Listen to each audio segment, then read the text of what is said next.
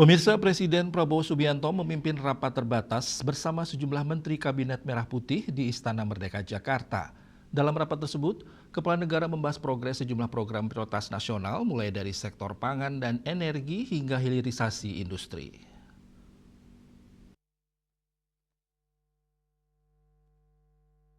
Presiden Prabowo Subianto memimpin rapat terbatas bersama sejumlah Menteri Kabinet Merah Putih di Istana Merdeka, Jakarta.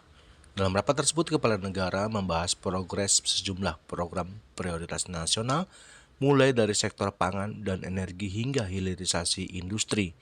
Di sektor SDM, Menteri Energi dan Sumber Daya Mineral Bahlil Lahadalia melaporkan perkembangan sejumlah proyek strategis, termasuk aktivitas pertambangan di Sumatera Utara. Ia menyebut bahwa Presiden Prabowo memberikan arahan tegas mengenai kepastian hukum dan perlindungan investasi.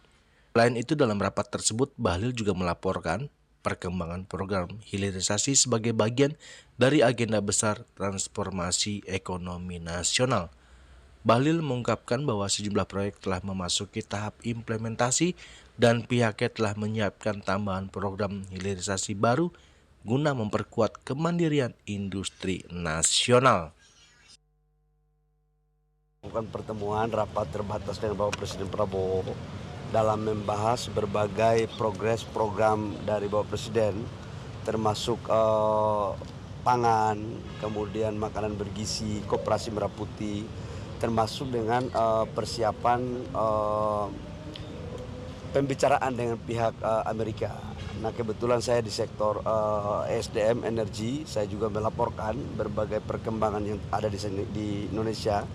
Khususnya tadi juga sudah disepakati bahwa menyangkut dengan tambang yang di Sumatera Utara, blok apa itu namanya?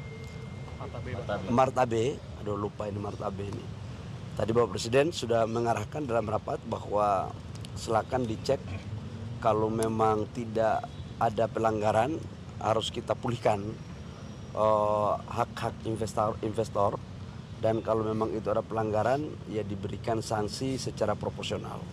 Semua ini sekali lagi kita lakukan dalam rangka untuk memastikan terhadap investasi dan kepastian hukum juga bisa terjadi, dan sekaligus untuk menjaga pertumbuhan ekonomi yang ada di wilayah Sumatera. Itu satu. Yang kedua, Rapat terbatas ini mencerminkan arah kebijakan Presiden Prabowo yang menitik beratkan pada stabilitas ekonomi dan keberlanjutan investasi di dalam negeri.